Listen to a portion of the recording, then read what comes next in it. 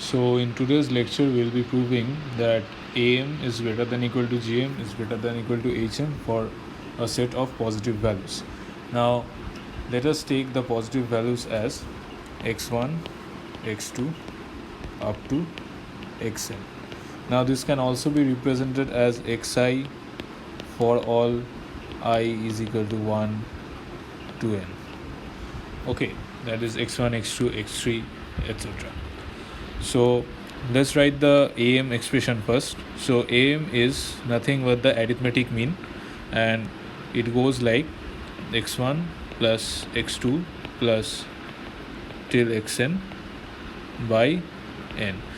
It is nothing but the sum of all the values divided by the number of values. So it can be written in summation form like this, that 1 by n summation I is equal to 1 to n xi. Both mean the same thing. Now let's go to the geometric mean, that is GM. So GM is nothing but product of all the terms and whole to the power 1 by n, that is the nth root of all the products, and it can be written in a compact form like this. Product, this is the product symbol, I is equal to 1 to n xi whole to the power 1 by n. This is nothing but x1 into x2 up to xn, that is I is equal to 1 to n and whole to the power 1 by n. This is the geometric mean. Now let's go with the harmonic mean, which is nothing but n by 1 by x1 plus 1 by x2 plus up till 1 by xn. So this can also be written in the compact form like n by summation I is equal to 1 to n 1 by xi. So these are all the things, and for simplicity and for to prove this thing, I will be writing this in abbreviated forms, like I will give this A, not writing AM and GM and HM, this one as G and this one as H. Okay, and we also have to prove that equality holds. I am doing the equality part first because it's very easy, so I will prove the equality part. So the equality part says that if all the values are same, that is say x1 is equal to x that is say x1 is equal to x2 is equal to up till xn, all values are same, say suppose lambda. Okay, then let's see what each expression means. So the AM becomes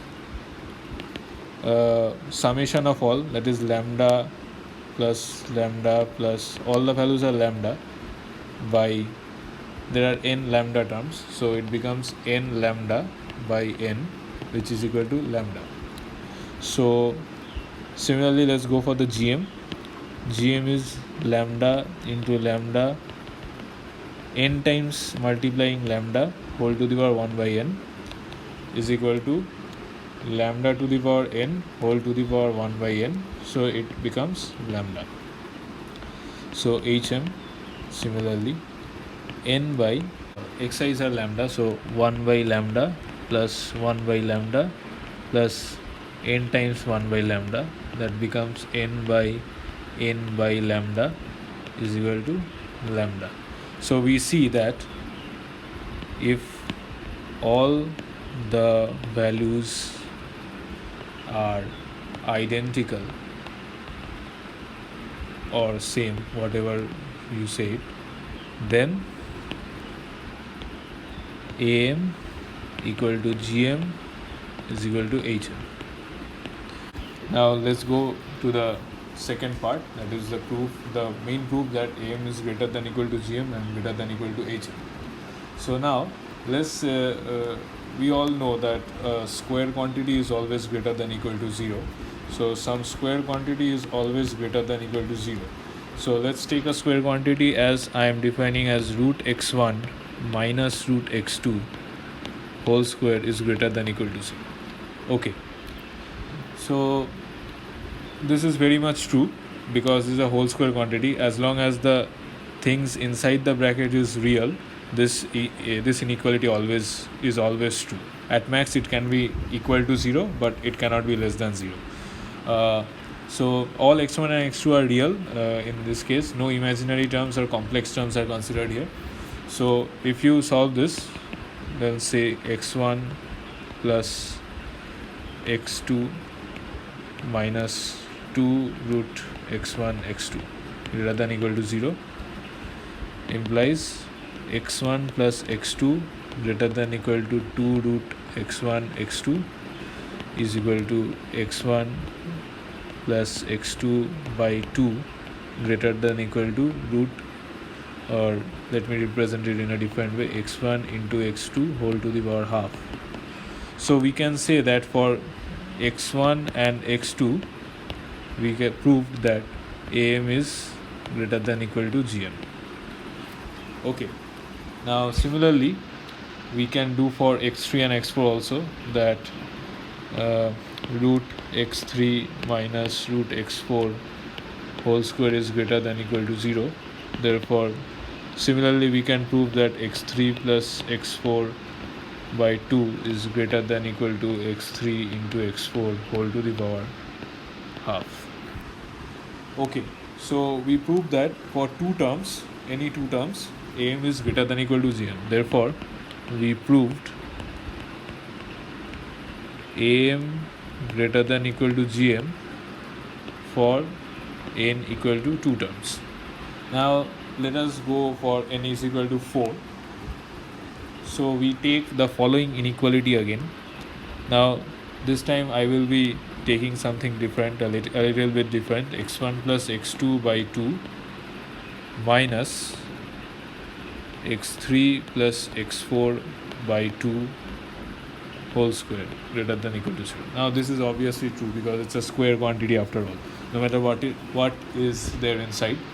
So if you break this, it becomes x1 plus x2 by 2 plus x3 plus x4 by 2 minus 2 times x1 plus x2 by 2 into x3 plus x4 by 2 greater than equal to 0. Now what I'm doing is I'm just taking this part to the right hand side. So I'm doing it in this step only, that the inequality becomes this. So you can see that it becomes x1 plus x2 plus x3 plus x4 by 2 greater than equal to x1 plus x2 by 2 into x3 plus x4 by 2 whole root. Okay, now we already know that these two quantities are, this one is greater than equal to root x1 x2, oh here is a 2, and this one is greater than equal to root x3 x4. Now what let's do one thing. I am taking this 2 in this side, so I am just erasing this 2 and writing it here only. Okay, so this inequality is less than greater than this term, which are individually greater than this, so it will be in total greater than this only. So we can write the same thing as follows, that or x1 plus x2 plus x3 plus x4 by 4 is greater than equal to root x1 x2 into root x3 x4. That is x1 plus x2 plus x3 plus x4 by 4 is greater than equal to x1 into x2 into x3 into x4 whole to the power 1 by 4. I mean, oh, there is another root here. Sorry, I missed it.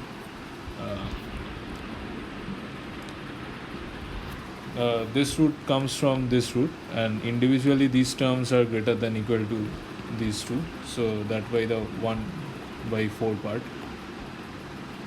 Okay, so we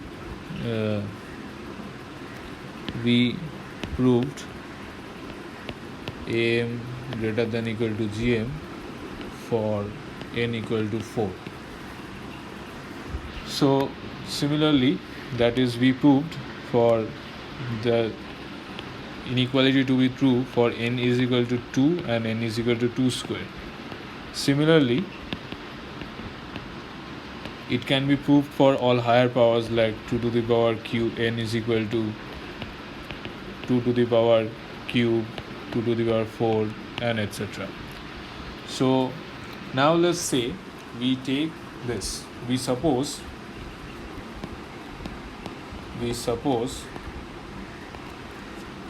a positive integer k.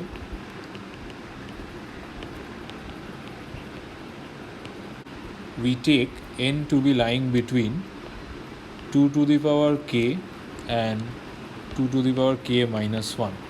Now, what is the reason for me to do this? So let's take an example.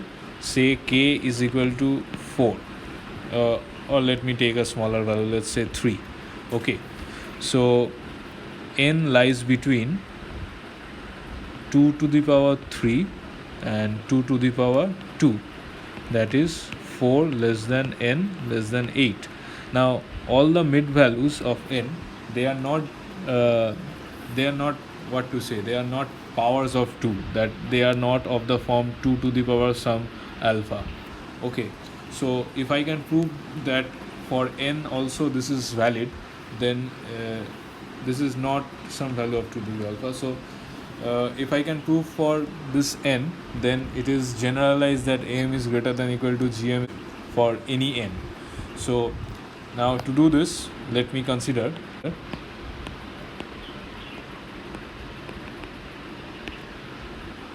n minus n additional values. I am taking a 2 to the power k is equal to n, and n is even in this case. Okay, n is a power of 2. So additional values, and each values are of the value a, suppose, and this a is nothing but the am. So am is actually after all a number only. So I am taking that number to be same as the n minus n additional values that I am taking, and all are equal. So I am considering this a along with all the other xi, or let me x1, x2, x3, xn. Now, so the set of values that we have are now, the set of values have now become x1, x2, xn, and n minus n times a, n minus n times. Okay, so the total number of values here is n plus n minus n, total number of values. So which is ultimately n, which is 2 to the power k, and we have already proved that for all values of n is equal to 2 to the power something, that the inequality of am greater than equal to gm already holds. So applying am greater than equal to gm for these 2 to the power k values or n values, we get, applying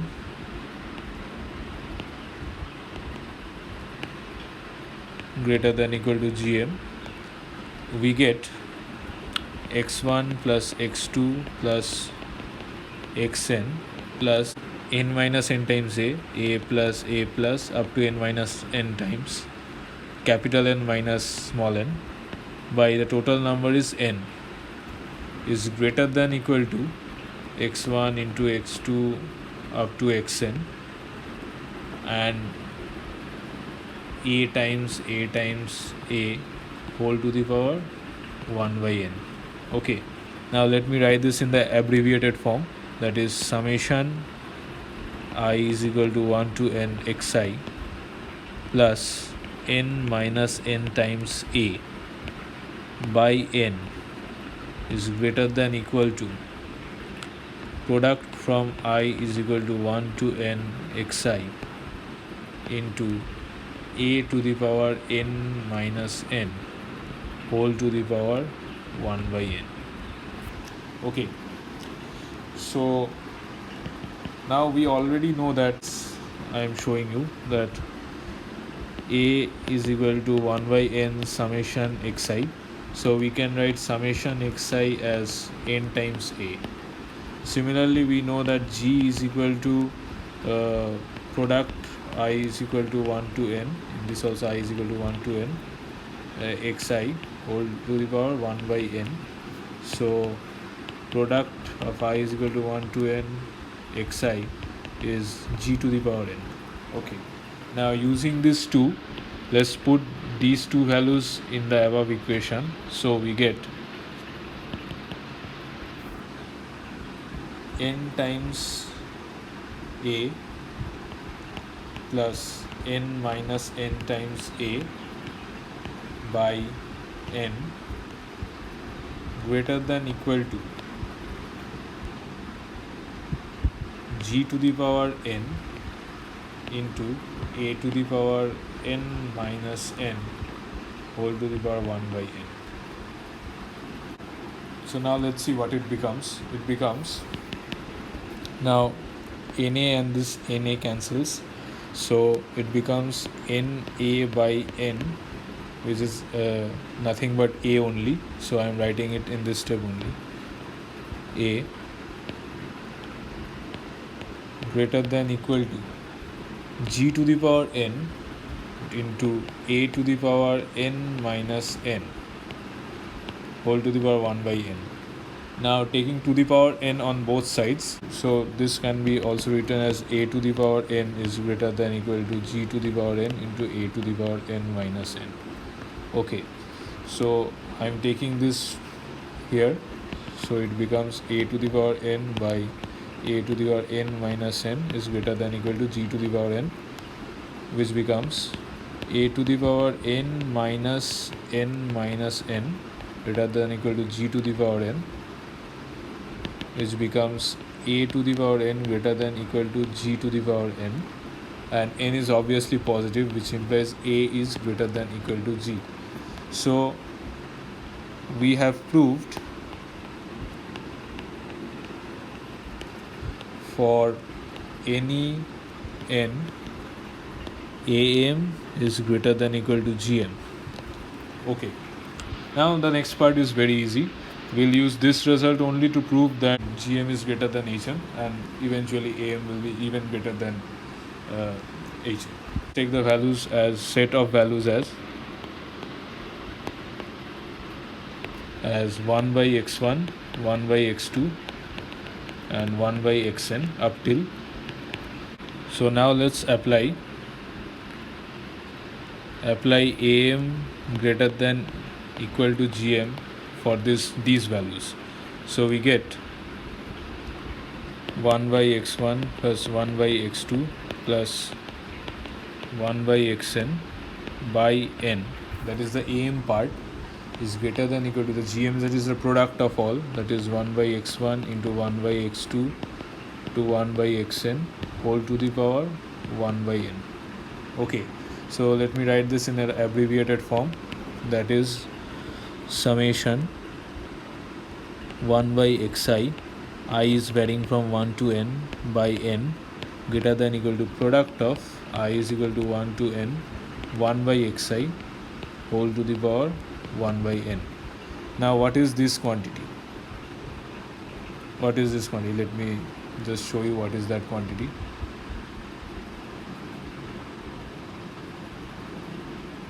It is nothing but this thing, 1 by h, that is.